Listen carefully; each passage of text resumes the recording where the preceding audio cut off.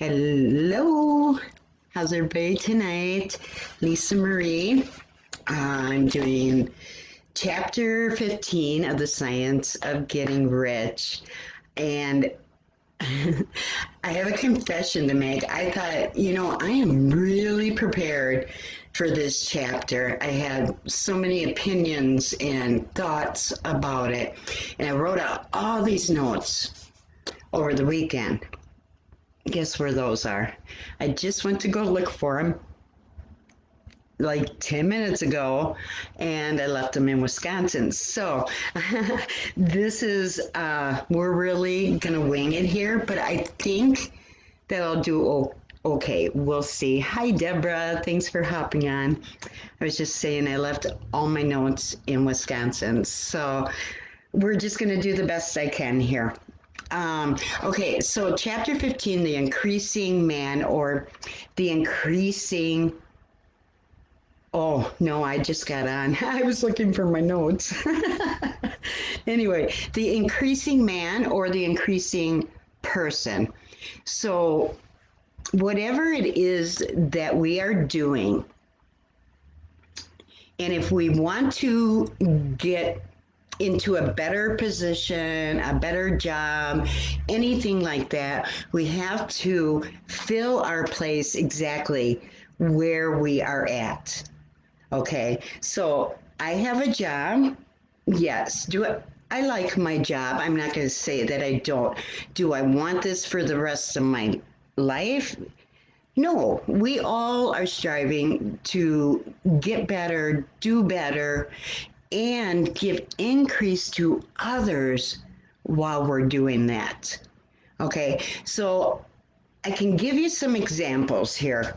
All right. All right, let's take, the book, for instance, The Science of Getting Rich. This is my second time through it. And it's like each time that I go through a chapter, and I go through a chapter several times. I mean, I read it and I take notes, and I listen to the audio and I take notes. And then I listen to my mentor's version, his analogy of that chapter, and I'm taking notes, and it's just like, all these epiphanies. It's like, holy cow. So that is giving increase to me. Okay, so our mentor, Robert Hollis, the freaking bomb. I tell you what, the bomb. This guy is unbelievable. This is what he does for us, okay? He teaches us on the principles, or from the principles of this book, The Science of Getting Rich. Each chapter has principles. If not one, it has a couple, okay? So he goes over this stuff with us in his own words, in his own life experiences, and we absolutely feel increase whenever we are in his presence. I do. Every single time, especially his masterminds on Saturday. It's like, God, this guy can't get any better, but he does. He's always getting better. He's always increasing, and he gives that sense of increase to everybody that falls in his path. Everybody that he runs into. On his mastermind on Saturday, he was telling us about, having mentors. And you wouldn't think that man needed a mentor, but he absolutely does have mentors.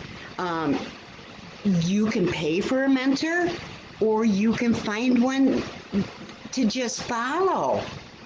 Stalk that person, follow them if you like the way they are doing things, and if they are documented in success, why would you not want to follow them? But he's giving increase every single thing that man does, everything he touches. It's like phenomenal wisdom. And he's not an old man. He's 1 year younger than I am. And he has way, way more wisdom than any person I have ever met in my life. It's amazing. So yes, he does have a mentor. And it's like, oh shoot, now I'm going to lose my train of thought. Okay, he does go out, he finds somebody new to follow every single year. Does that mean he gives up on what he's been doing? Absolutely not. See, the thing is, when you have different people in your life, different mentors, you can form your own thoughts by what they are sharing with you. You can choose to stay on that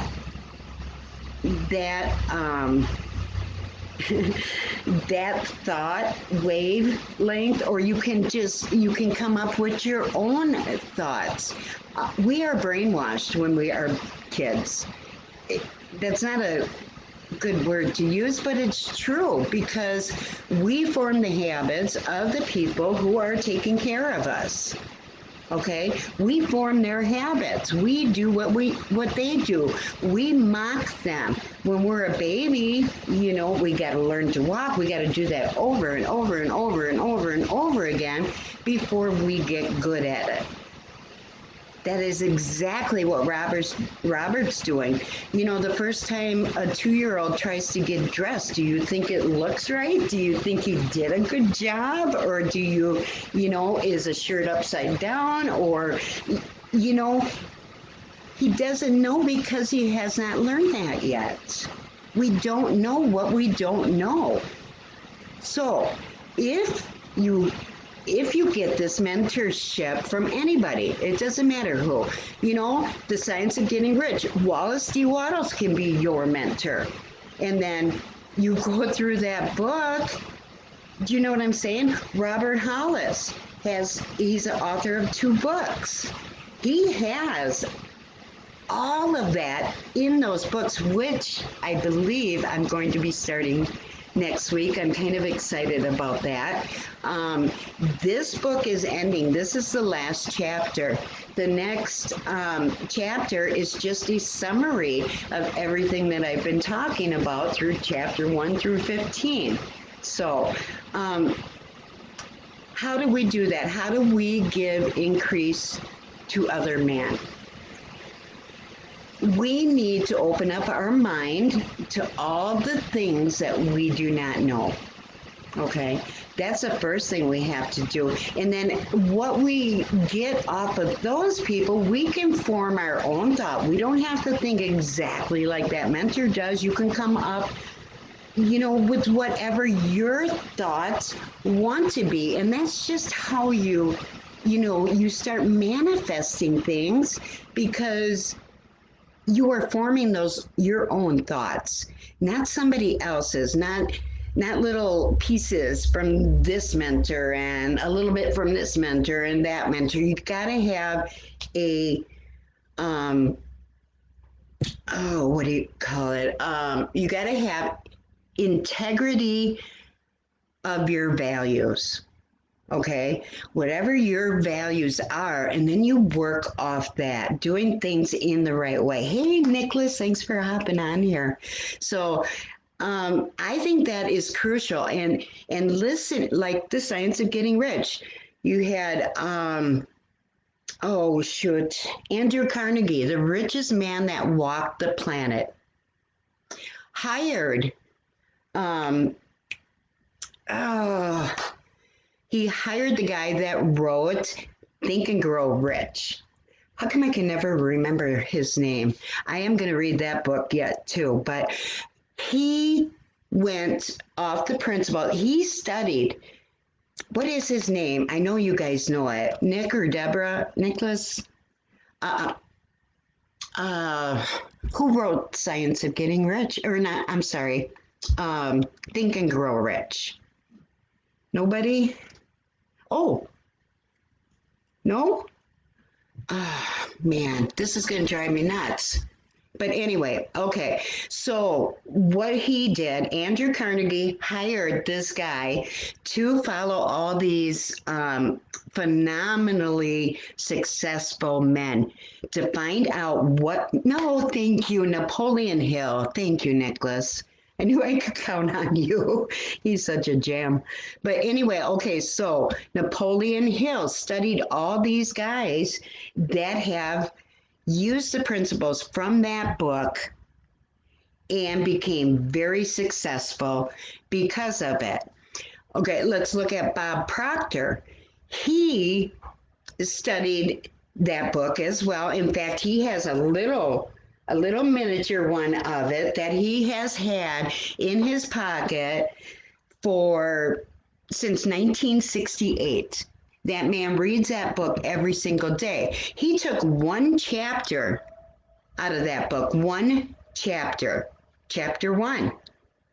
There is a science, or no, you have the right to be rich. That's what it is. And he has based his whole curriculum on that single chapter. Okay. And he's become very, very successful. And he was a lot like Robert Hollis was when he was younger. You know, that Bobby Hollis, that smart aleck kid, that would knock the block off somebody's head if you looked at him cross-eyed. That Bobby Hollis, yeah, he's Robert Hollis now, and he's the man.